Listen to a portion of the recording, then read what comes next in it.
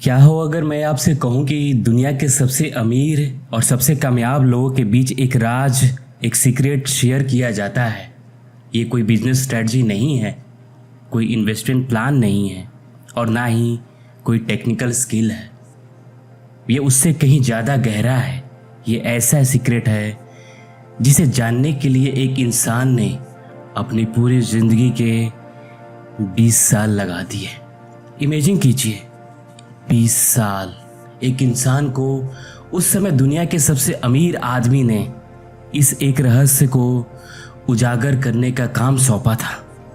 उसे कहा गया कि ये सीक्रेट तुम्हें हर उस कामयाब इंसान में मिलेगा जिससे तुम मिलोगे, लेकिन वो तुम्हें सीधे सीधे कभी नहीं बताएगा।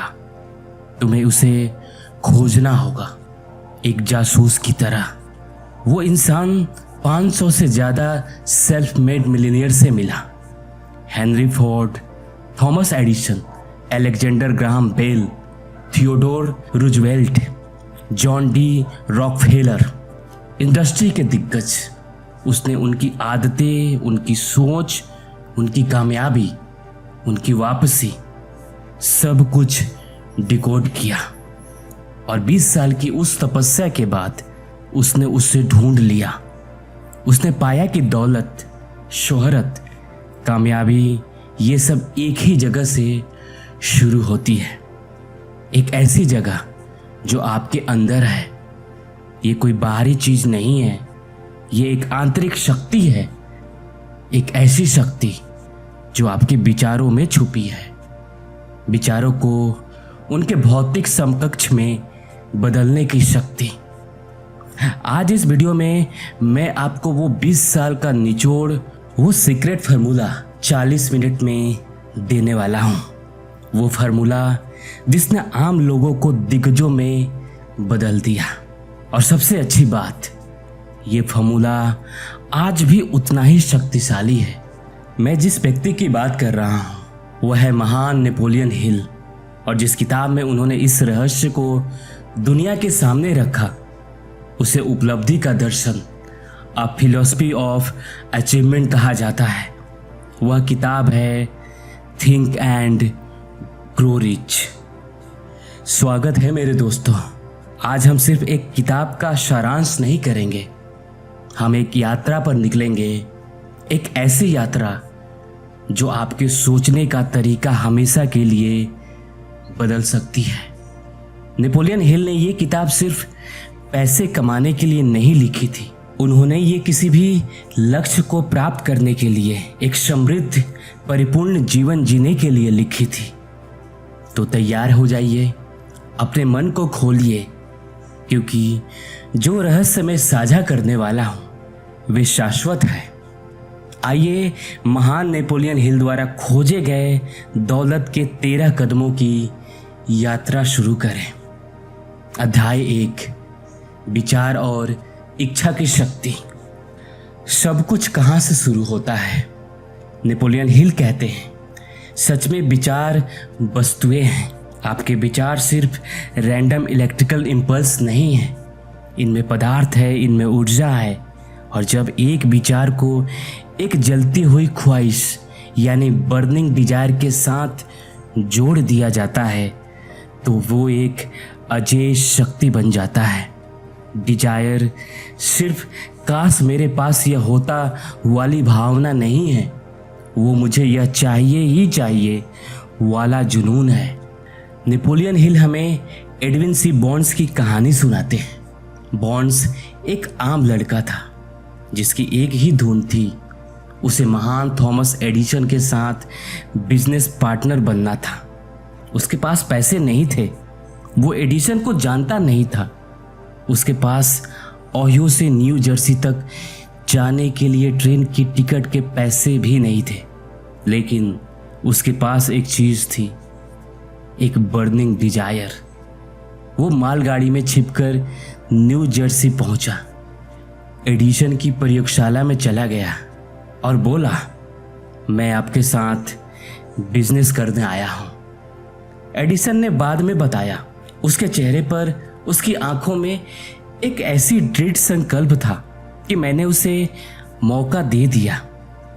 बॉन्स की एक बहुत ही कम वेतन वाली नौकरी मिली, एक क्लीनर की।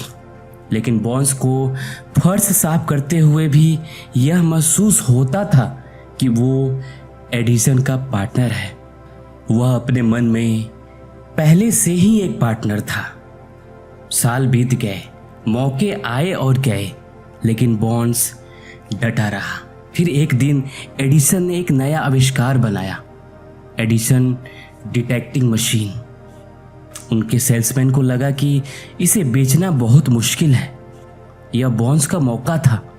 उसने एडिसन से कहा, मैं इसे बेच सकता हूं, और उसने कर दिखाया। उसने उसे इतनी कामयाबी से बेचा कि एडिसन ने उसे उस मशीन को पूरा देश में वितरित और मार्केट करने का कॉन्ट्रैक्ट दे दिया।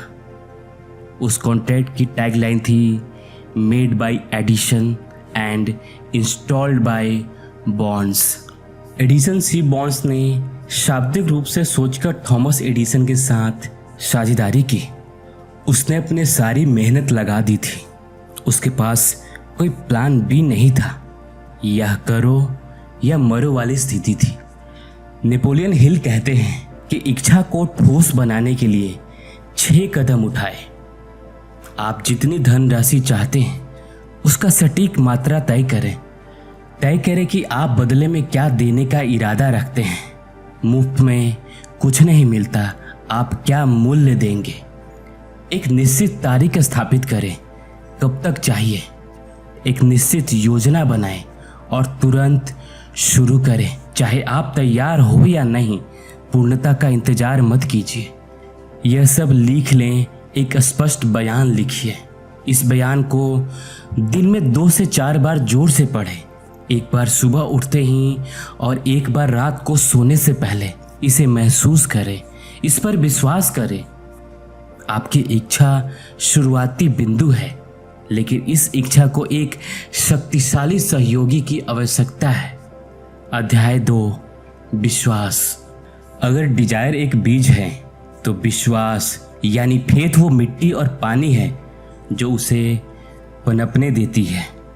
विश्वास का मतलब है अपने अवचेतन मन यानी सबकॉन्शियस माइंड को यह यकीन दिलाना कि आप जो चाहते हैं वो आपको मिलकर ही रहेगा।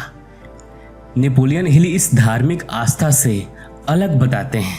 यह आत्मविश्वास की आस्था है, एक ऐसी विश्वास जो ऑटो सजेशन नामक सिद्धांत के माध्यम से प्रेरित होता है। आपका अवचेतन मन एक उपजाऊ बगीचे की तरह है। आप जो भी बीज उसमें बोएंगे वही उगेगा, चाहे वो बीज सकारात्मकता का हो या नकारात्मकता का, उसे फर्क नहीं पड़ता। वो बस उस बीज को हकीकत में बदल देगा।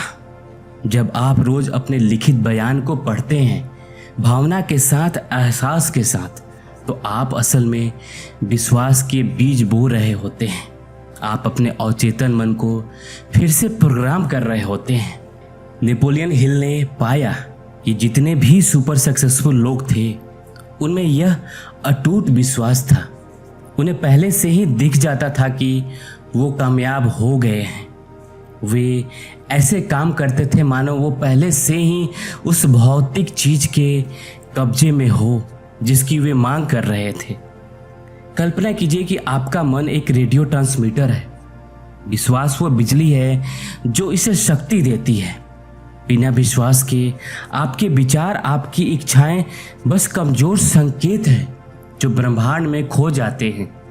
लेकिन विश्वास के साथ आपके विचार शक्तिशाली प्रसारण बन जाते हैं जो आपके लिए आवश्यक अवसरों और संसाधनों को आकर्षित करते हैं। विश्वास कोई जादुई स्विच नहीं है, यह मन की एक अवस्था है जिसे आप विकसित करते हैं। कैसे? ऑटो सजेशन के माध्यम से। अध्याय 3, ऑटो सजेशन। ऑटो सजेशन एक बहुत ही दिलचस्प शब्द है। यह एक सेल्फ हिप्नोसिस जैसा है। यह आपके चेतन मन और आपके अचेतन मन के बीच का पुल है। आपका चेतन मन द्वारपाल है, लेकिन दोहराव और भावना के जरिए आप उस द्वारपाल को बाईपास करके सीधे अवचेतन तक अपनी कमांड पहुंचा सकते हैं, यानी सबकॉन्शियस माइंड तक आप पहुंच सकते हैं। इसलिए सिर्फ तोते की तरह शब्दों को दोहराना काम नहीं करता। नेपोलियन हिल इस बात पर बहुत स्पष्ट हैं। आपको अपने शब्दों के साथ भावना मिलानी होगी। और जब आप कहते हैं मैं 31 दिसंबर 2026 तक 1 करोड़ रुपए कमाऊंगा, तो इसे महसूस कीजिए, कल्पना कीजिए कि वो पैसे आपके बैंक अकाउंट में है। उसे रखने की खुशी, सुरक्षा की भावना, उस पैसे से आप क्या करेंगे, उस भावना को महसूस कीजिए। वही भाषा है जिसे आपका अवचेतन मन समझता है। क्या आपने कभी ध्यान दिया है कि गाने आपके दिमाग में कैसे अटक जाते हैं? खासकर कोरस या एक्शन में ऑटो सजेशन है, दोहराव प्लस भावना। क्या होगा यदि आप इसी सिद्धांत का उपयोग अपने दिमाग में सफलता का गीत स्थापित करने के लिए कर सकते हैं? एक शांत जगह ढूंढे, अपनी आंखें बंद करें और अपने लिखित बयान को जोर से पढ़ें। खुद को लक्ष्य प्राप्त कर चुका हुआ देखें, भावनाओं को महसूस करें, इसे हर दिन करें। इसे एक अनिवार्य अनुष्ठान बनाएं। या आप हैं जो सक्रिय रूप से अपनी वास्तविकता को प्रोग्राम कर रहे हैं। अब अध्याय 4 में विशिष्ट ज्ञान को पढ़ेंगे। अब आपके पास डिजायर है, विश्वास है। अब आपको वहां पहुंचने के लिए एक वाहन की आवश्यकता है, और वो वाहन है विशिष्ट ज्ञान, यानी स्पेशलाइज्ड नॉलेज। नेपोलियन हिल एक बहुत ही बड़ा मिथक तोड़ते हैं। वो कहते हैं ज्ञान शक्ति नहीं है, ये केवल संभावित शक्ति है। शक्ति तब बनती है जब उसे एक निश्चित कार्य योजना के जरिए संगठित करके लागू किया जाए। और आपको सब कुछ जानने की जरूरत नहीं है। लोगों को लगता है कि सफल होने के लिए यूनिवर्सिटी डिग्री का पहाड़ खड़ा करना होगा। नेपोलियन हिल हेनरी फोर्ड की कहानी बताते हैं। प्रथम विश्व युद्ध के दौरान फोर्ड को एक अज्ञानी शांतिवादी कहा। फोर्ड ने उन पर मुकदमा कर दिया। कोर्ट में अखबार के वकीलों ने फोर्ड को शर्मिंदा करने के लिए जनरल नॉलेज के अजीबोगरीब सवाल पूछना शुरू कर दिए। बेनेडिक्ट अर्नोल्ड कौन था? 1776 के विद्रोह को दबाने के लिए अंग्रेजों ने कितने सैनिक भेजे थे? फोर्ड, जिनकी बहुत कम औपचारिक शिक्षा थी, अंत में थक गए और बोले, अगर मुझे वास्तव में आपके मूर्खतापूर्ण सवाल का जवाब देना हो तो मैं आपको याद दिला दूं कि मेरे मेज पर इलेक्ट्रिक पुश बटन की एक पंक्ति है, और सही बटन दबाकर मैं ऐसे लोगों को अपनी सहायता के लिए बुला सकता हूं जो मेरे किसी भी सवालों का जवाब दे सकते हैं। अब क्या आप कृपया मुझे बताएंगे कि मैं अपने दिमाग को जनरल नॉलेज से क्या भरूं, जब मेरे पास ऐसे लोग हैं जो मुझे आवश्यक कोई भी ज्ञान प्रदान कर सकते हैं? पूरा कोर्ट रूम स्तब्ध रह गया। यही विशिष्ट ज्ञान का सार है। यह जानना कि जानकारी कहाँ से मिलेगी और उसे कैसे इस्तेमाल करना है, उसे अपने दिमाग में भरने से ज़्यादा जरूरी है व्यवहारिक सीख। तय करें कि आपके लक्ष्य के लिए आपको किस प्रकार के विशिष्ट ज्ञान की आवश्यकता है। पता करें कि आप यह ज्ञान कहाँ से प्राप्त कर सकते हैं। किताबें, कोर्स, मेंटर्स। सबसे महत्वपूर्ण हिस्सा, एक उद्देश्य के साथ सीखें। सिर्फ ज्ञान इकट्ठा मत कीजिए, उसे लागू कीजिए। अध्याय 5 में सीखेंगे कल्पना, यानी मन की कार्यशाला। अब आपके पास डिजायर है, विश्वास है, ज्ञान है। अब इन सामग्रियों को मिलाकर एक रेसिपी बनाने का वक्त है। जिस रसोई में यह रेसिपी पकाई जाती है वह है आपकी कल्पना, यानी इमेजिनेशन। नेपोलियन हिल 2 तरह की कल्पना की बात करते हैं। सिंथेटिक कल्पना, इसमें आप पुराने कॉन्सेप्ट, आइडियाज और प्लान्स को नए कॉम्बिनेशन में अरेंज करते हैं। ज़्यादातर आविष्कार इसी से होते हैं, जैसे उबर ने टैक्सी और टेक्नोलॉजी के पुराने कॉन्सेप्ट को जोड़कर एक नया बिजनेस शुरू किया। रचनात्मक कल्पना, यह गेम चेंजर है। इसके जरिए आपके मन को सहज ज्ञान और प्रेरणा मिलती है। या आपके सीमित मन को अनंत प्रज्ञा यानी इन्फिनाइट इंटेलिजेंसी से जोड़ती है। यहीं से पूरी तरह से नए सफल आइडियाज आते हैं। कोका कोला की कहानी इसका एक बेहतरीन उदाहरण है।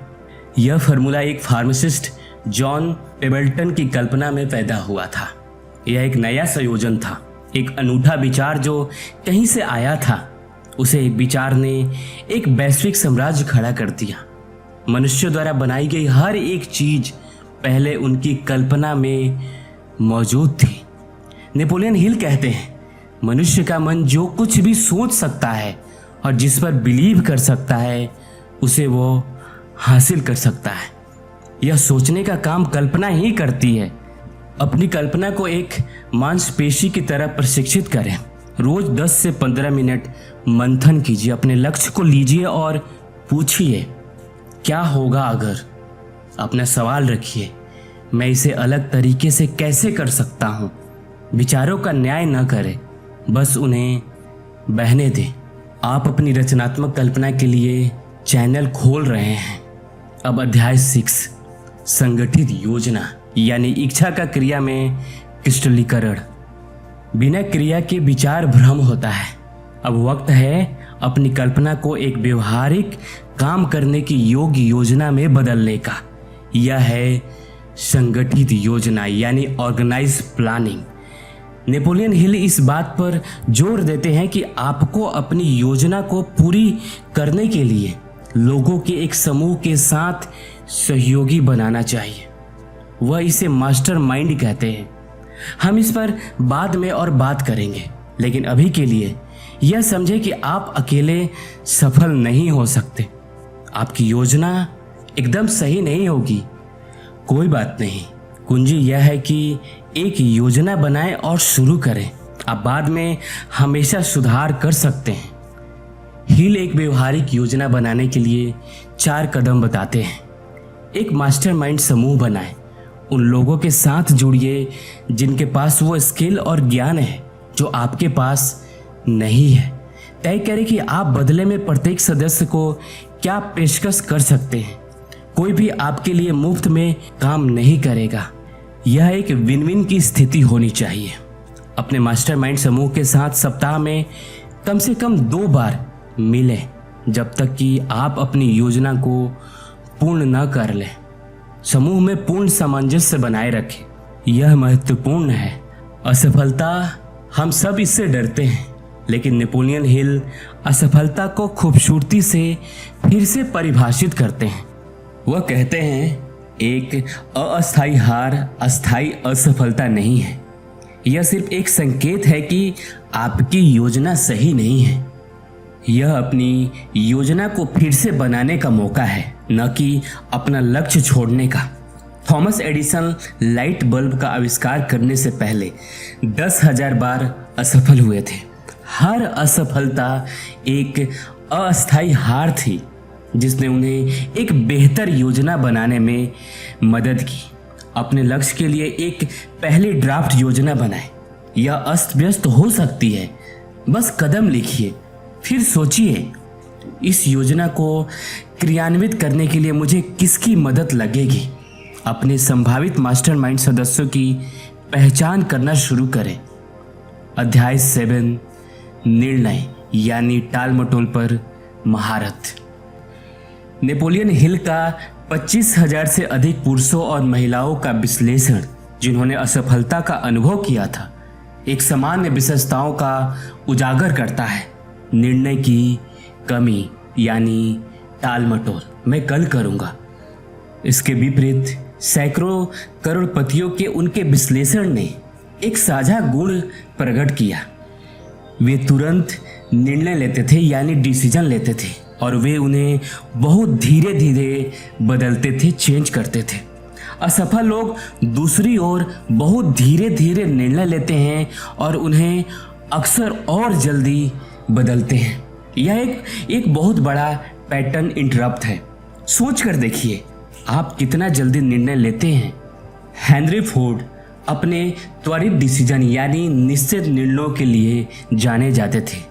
यही उन्हें एक नेता बनाता था। जब उन्होंने अपने प्रसिद्ध V8 मोटर का उत्पादन करने का फैसला किया तो वे पूरे इंजन बॉल्व को एक टुकड़ों में ढालना चाहते थे। उनके इंजीनियरों ने कहा कि यह असंभव था। फोर्ड ने कहा, फिर भी इसे बनाओ। उन्होंने महीनों तक कोशिश की। यह असंभव लग रहा था। 6 महीने बीत गए, 1 साल बीत गया। इंजीनियर रिपोर्ट करते रहे कि यह नहीं किया जा सकता। फोर्ड ने बस कहा, लगे रहो, मुझे यह चाहिए और मैं इसे लेकर रहूंगा। और अंततः उन्होंने एक रास्ता खोज लिया। उनके दृढ़ संकल्प, उनके त्वरित और दृढ़ निर्णय ने उन्हें उस सीमा पर धकेल दिया जो वे संभव सोचते थे। राय पृथ्वी पर सबसे सस्ती वस्तु है। हर किसी के पास उनका झुंड होता है। यदि आप दूसरों की राय से प्रभावित होते हैं तो आप सफल नहीं होंगे। अपने निर्णय खुद लीजिए, अपनी सलाह पर भरोसा करें। छोटे छोटे निर्णय जल्दी लेने का अभ्यास करें। क्या पहनना है, क्या खाना है, कौन सी फिल्म देखनी है, अपने निर्णय की मांसपेशी बनाना शुरू करें। बड़े निर्णय के लिए आवश्यक तथ्य एकत्र करें। निर्णय लेने के लिए एक समय सीमा निर्धारित करें और फिर उस पर टिके रहें। अब अध्याय 8 की तरफ बढ़ते हैं, जिसका नाम है दृढ़ता, यानी विश्वास को प्रेरित करने के लिए आवश्यक निरंतर प्रयास। अब हम उस गुण पर आते हैं जो डिजायर को उसके मौद्रिक समकक्ष में बदलता है, जिसके बिना सब कुछ बेकार है। दृढ़ता यानी परसिस्टेंस। दृढ़ता इच्छा शक्ति से अलग है। इच्छा शक्ति ऊर्जा का एक विस्फोट है। दृढ़ता उस ऊर्जा को शांत, अथक, दिन प्रतिदिन का अनुप्रयोग है। नेपोलियन हिल कहते हैं कि दृढ़ता का आधार इच्छा की शक्ति है, और जब आपकी इच्छा काफी मजबूत होती है तो दृढ़ता लगभग स्वचालित रूप से आ जाती है। बाधाएं आएंगी, आलोचक होंगे, कुचलने वाले आत्मसंदेह के क्षण होंगे, तभी दृढ़ता की परीक्षा होती है। यह आपके गिराए जाने से एक बार और उठने की क्षमता है। कल्पना कीजिए कि आप एक छोटी कुल्हाड़ी से एक विशाल पेड़ को काटने की कोशिश कर रहे हैं। पहले 100 बार वार करने पर शायद एक खरोच भी ना आए। 200, 300, 500, 600 बार कुछ नहीं हो रहा है। ज्यादातर लोग यही हार मान लेते हैं। वे कहते हैं यह असंभव है, लेकिन दृढ़ व्यक्ति वार करता रहता है 700, 800, 1000 बार, और 1000वें बार पर पेड़ टूटकर गिर जाता है। क्या उस आखिरी बार में जादू था? नहीं, जादू उन सब 999 बार में था जिनके बाद कुछ नहीं हुआ था। दृढ़ता वह संचयी बल है। नेपोलियन हिल हमें दृढ़ता के 4 दुश्मनों से सावधान करते हैं। कोई वास्तव में क्या चाहता है, उसे पहचानने और परिभाषित करने में विफलता, टाल मटोल, विशिष्ट ज्ञान प्राप्त करने में रुचि की कमी, अनिर्णय। ध्यान दें कि ये सभी कदम कैसे आपस में जुड़े हुए हैं। व्यवहारिक सीख। आपने क्यों खोजे? आपकी दृढ़ता का कारण बाधाओं से अधिक मजबूत होना चाहिए। इसे लिखें। जब भी हार मानने का मन करे, उसे क्यों को याद कीजिए। अपने आप को एक मास्टरमाइंड समूह से घेरे जो आपकी दृढ़ रहने के लिए प्रोत्साहित करता है। अब अध्याय 9 में मास्टरमाइंड की शक्ति यानी प्रेरक शक्ति की बात करते हैं।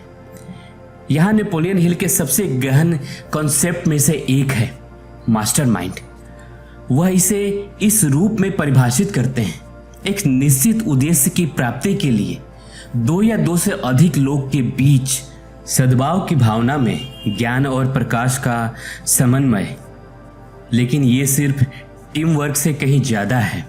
हिल का मानना था कि जब 2 मन सद्भाव की भावना में एक साथ आते हैं तो एक तीसरा अदृश्य अमूर्त शक्ति का निर्माण होता है। एक तीसरा मन, यही मास्टरमाइंड है। यह एक ऊर्जा है, यह एक एनर्जी है, एक मानसिक घटना है एंड्रू कार्नेगी ने अपनी पूरी संपत्ति का श्रेय अपने मास्टरमाइंड समूह को दिया। उन्होंने कहा, मेरे साथ ऐसे लोग काम कर रहे थे जिनके पास स्टील व्यवसाय के बारे में मुझसे ज्यादा ज्ञान था। वह विशेषज्ञ नहीं थे, वह विशेषज्ञों के ऑर्केस्ट्रा के कंडक्टर थे।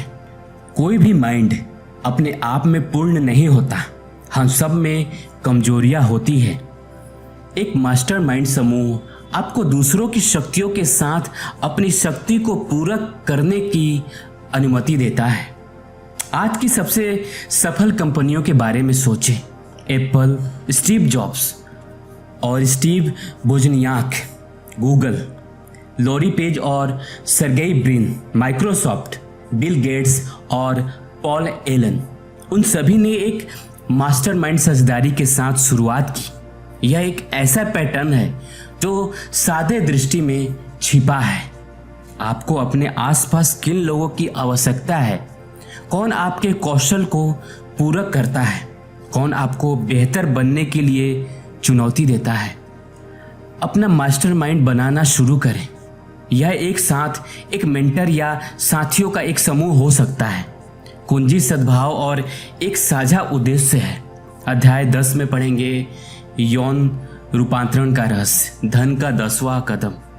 अब हम एक ऐसे अध्याय पर आते हैं जिसे अक्सर लोग गलत समझते हैं। नेपोलियन हिल इसे बड़ी बुद्धिमत्ता और परिपक्वता से संभालते हैं।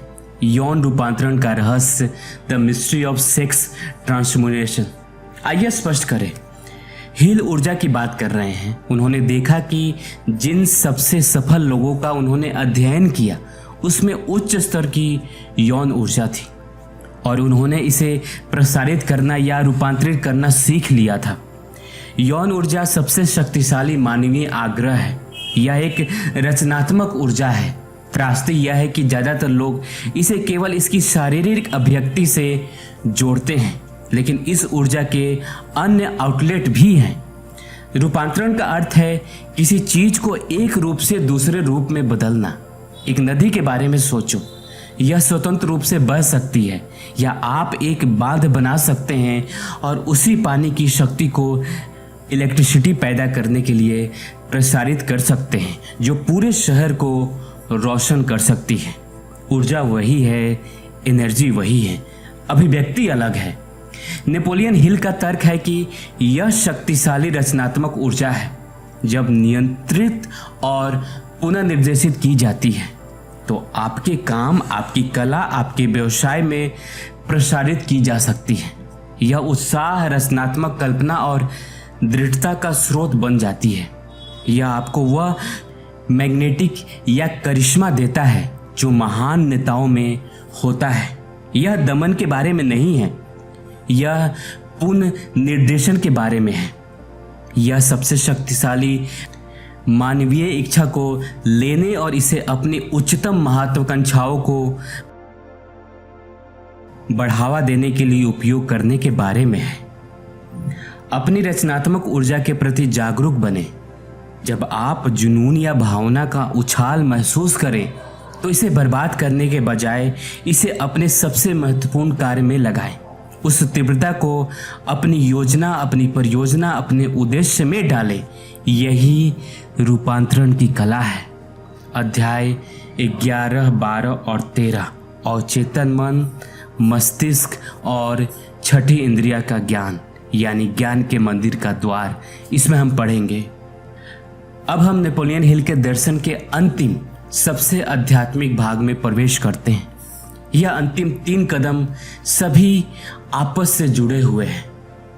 वे संपूर्ण प्रणाली के शिखर हैं। अवचेतन मन यानी सबकॉन्शियस माइंड, इसे अपने जीवन के कंट्रोल पैनल के रूप में कल्पना कीजिए। यह 24/7 काम करता है। हमने जिन पहले 10 कदमों पर चर्चा की, मीन्स 10 अध्याय की जो चर्चा की, वे सभी इस अवचेतन मन को सचेत रूप से प्रवाहित करने के तरीके हैं। आपकी इच्छाएं यानी डिजायर, आपका विश्वास यानी बिलीव, आपकी योजनाएं यानी आपकी प्लान, आप उन सभी को इस सुपर कंप्यूटर में फीड कर रहे हैं। यह आपके प्रमुख विचारों को लेता है और अनंत प्रज्ञा की शक्ति का उपयोग करके उन्हें वास्तविकता में प्रकट करने की तरीका खोजता है। मस्तिष्क यानी माइंड। हिल ने मस्तिष्क को विचार के लिए एक प्रसारण और स्वागत स्टेशन के रूप में देखा। आपका मस्तिष्क मीन्स आपका ब्रेन आपके प्रमुख विचारों का प्रसारण कर सकता है और यह अन्य मस्तिष्कों से विचार कंपन भी प्राप्त कर सकता है। यही से मास्टरमाइंड की शक्ति आती है। जब ब्रेन का एक समूह सद्भाव में होता है तो वे एक शक्तिशाली एकीकृत प्रसारण बनाते हैं जो विचारों और अवसरों को आकर्षित करते हैं। और अंत में छठी इंद्रियां यानी सिक्स सेंस, यह शिखर है। नेपोलियन हिल छठी इंद्रियाओं को रचनात्मक कल्पना के रूप में वर्णित करते हैं। यह आपकी अंतरात्मा है, यह वह गट फीलिंग है, वह अंतर्दृष्टि का झलक है जो कहीं से भी आती प्रतीत होती है। यह वह अवस्था है जहां आपके आने वाले खतरों की चेतावनी और अवसरों की सूचना मिलती है। यह उसका सीधा लिंक है जिसे हम अनंत प्रज्ञा यानी इन्फिनाइट इंटेलिजेंस कहते हैं या सार्वभौमिक मन कहते हैं। आप छठे इंद्रियाओं को चालू नहीं कर सकते, यह अपने आप चालू हो जाती है, लेकिन केवल तभी जब आप अन्य 12 सिद्धांतों में महारत हासिल कर लेते हैं। जब आपका अवचेतन विश्वास से भर जाता है, आपका मन स्पष्ट होता है और आप अपने मास्टरमाइंड के साथ सद्भाव में अपनी योजना पर लगातार काम कर रहे होते हैं, तभी आपकी छठी इंद्रियां का चैनल खुलता है। यह वह रहस्य है जिसे बताया नहीं जा सकता था, इसे अनुभव करना पड़ता है। यह फ्लो की वह अवस्था है जहां आप बस जानते हैं कि आगे क्या करता है। निष्कर्ष यह है कि शक्ति आपके भीतर है, पावर आपके भीतर है। तो ये रहे वो 13 कदम। नेपोलियन हिल की 20 साल लंबी खोज आपके लिए संक्षिप्त की गई। अगर आप इस वीडियो से केवल एक बात सीखते हैं तो वह यह है कि ब्रह्मांड, दुनिया आपकी वास्तविकता, यह आपके साथ नहीं हो रहा है, यह आपकी ओर से प्रतिक्रिया दे रहा है। नेपोलियन हिल ने हमें एक व्यवहारिक फॉर्मूला में लिपटा एक शाश्वत सत्य दिया है। आपका मन एक राज्य है और आप उसके शासक हैं। आप जो सोच सकते हैं, जिस पर बिलीव कर सकते हैं, उसे आप वास्तव में प्राप्त कर सकते हैं। शक्ति कभी बाहर नहीं थी, यह हमेशा से आपके अंदर रही है। आपको बस एक चाबी की जरूरत थी। थिंक एंड ग्रो रिच वही चाबी है। अब सवाल यह है कि क्या आप इसका उपयोग अपनी महानता को अनलॉक करने के लिए करेंगे? अगर इस वीडियो ने आपके अंदर एक छोटी सी भी चिंगारी जगाई, अगर आपको लगा कि यह संदेश किसी की जिंदगी बदल सकती है, लाइफ बदल सकती है, तो कमेंट सेक्शन में लिखिए, मैं अपने भाग्य का स्वामी हूँ। इस ब्रह्मांड के सामने घोषित करें और कृपया इस वीडियो को कम से कम एक ऐसे इंसान के साथ शेयर कीजिए जिसे इसकी सबसे ज़्यादा ज़रूरत है। इस यात्रा में मेरे साथ शामिल होने के लिए धन्यवाद। अगली बार तक सोचते रहिए और बढ़ते रहिए। नमस्कार।